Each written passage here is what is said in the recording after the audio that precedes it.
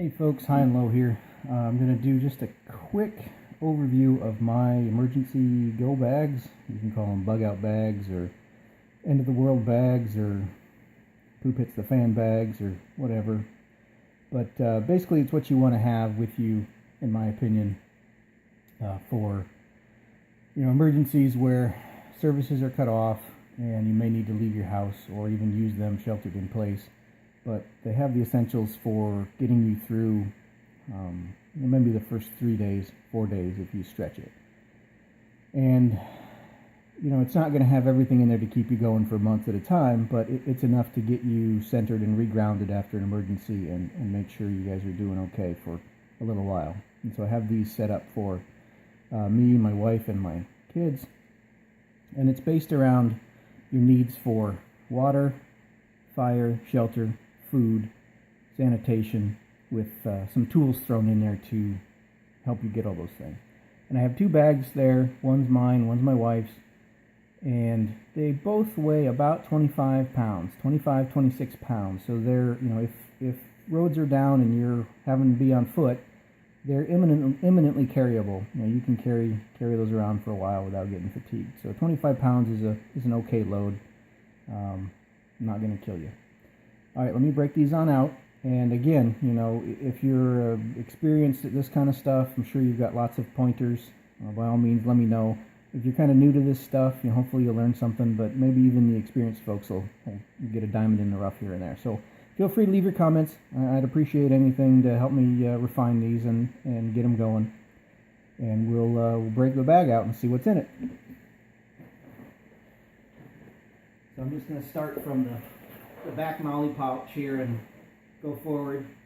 So again, sanitation, just some hand sanitizers. You got to keep yourself clean if somebody's injured or something. Here's a quick, just a lighter. That's definitely going to get you starting with your fire. Matches, backup matches.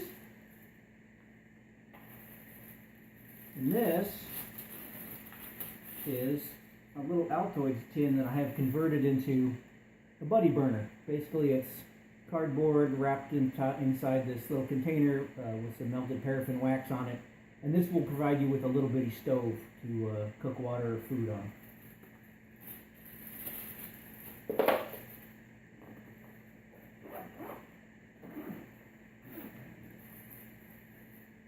This is just a little pill jar filled with some cotton balls that have been saturated with Vaseline. So this will help you as a fire starter if you want to start a campfire. It's a great tinder. Light that up and get going.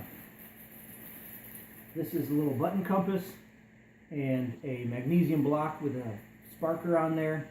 So if you have a backup source of fire. Again, more matches. I'm always down for redundancy, and these things are really light. They don't take up a lot of space, so just some extra kitchen matches. Mylar blankets, emergency blankets. These things are great. They're keep you warm, and they don't weigh very much at all. So good shelter right there. Not very tough, but they're for emergencies, and they're eminently packable. Mylar blankets. Just some water purification tablets, just in case you can't get a clean source of water. Put that in our water section here.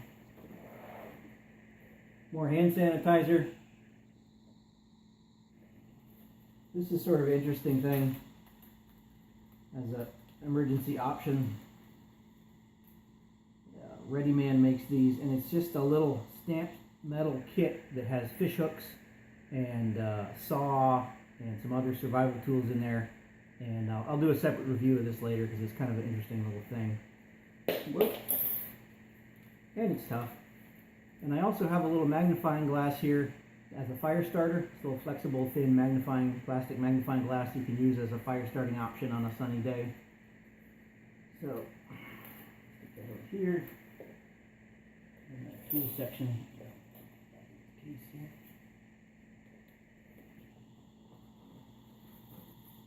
More Mylar blankets. I have a little emergency crank flashlight here. It's just a little backup flashlight, but it does not need batteries. You just crank it and you've got light in case you have to wander around. Hopefully you don't have to wander around in the dark. But a little crank flashlight there.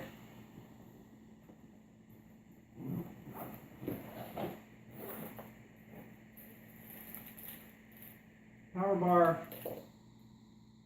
This is a little pocket wire saw if you need to cut down some branches or something to make some fuel for fire.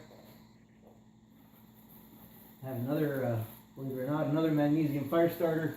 Maybe I don't need so many of those. Wet wipes for sanitation.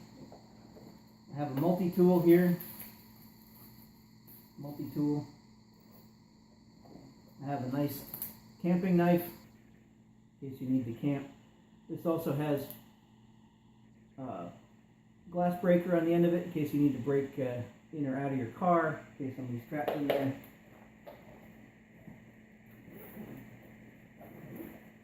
I have a life straw. This is really important if you can't get to a clean source of water. This will give you, this will filter water for you. You use it as a big straw. You can suck it right out of sources that may not be the cleanest. So life straw, really important for that water source. We've got another buddy burner here that I've made out of a tin tuna can. Some more sanitary wipes to keep everything clean. I've got a little crank flashlight here. It's a lantern flashlight. Doesn't need any batteries. It's just got a crank on the back of it. And you can plug your cell phone into there, charge your cell phone in an emergency. Or you can charge it off of a USB port itself. So you can charge it off your car battery. So I have a review of these on my website. Really like these as a light source. Just a AAA first aid kit right here. Now these are nice and cheap. It's got just the basics, band-aids and what have you in there. And just any first aid kit is better than nothing in my opinion. So it's got some more wet wipes and some other things in there and band-aids and what have you. Some more knives, just in case. This is more of a sawing knife. But more tool implements. And good old chicken soup. You know, the cans are heavy, but you can actually double this can as a little boiling pot in a metal container. So I kind of like having cans every once in a while because you can use this to boil water in if you need to. And don't forget Spam. Never go home without your Spam. We've got a knife sharpener here.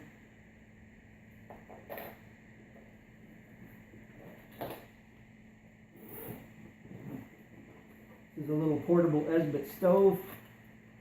Little portable sheet metal stove that you can use to boil water and cook your food. Another little mini emergency first aid kit. I have about 100 feet of paracord right here, and this is a good Titan paracord that actually has 10-pound monofilament in it, so that you can actually use that to for fishing line if you need to, and to help set up your shelters. I've got a 72-hour freeze-dried meal kit from My Patriot Supply. So this is a good little handy thing to have, you know, freeze-dried food along with you to cook up. I've got water. Now, water is heavy, obviously, but you know, to meet your immediate needs for thirst, before you even start thinking about cooking, it's a good idea to just have some water with you, so you don't need to stop and prepare it. You've got a camp knife, and I've got a little portable pot and pan right here. And this, you can actually carry stuff inside. I've got some utensils and some more matches and just some condiments just to spice things up if you need to. But this you can use to boil water and purify your water. You can also use it to cook the freeze-dried food. So nice to have a little camping pot with you. And last but not least, just some emergency rain ponchos and an emergency shelter, just to give you an extra little extra little tent to keep warm and keep out of the elements. I think I have one more little poncho in here, and that is pretty much it. Now, again, some folks are worried about costs and what have you, but all in all, this was about, I'd say it's about $150 worth of stuff. I may put in a little bit more water, some more food, but this is just the bare essentials to get you sort of through the first couple of days. And again, I have one, my wife has one, I have one of these in the car. So it put all three of those together modularly, you have, enough to maybe get you through a week, week and a half at most.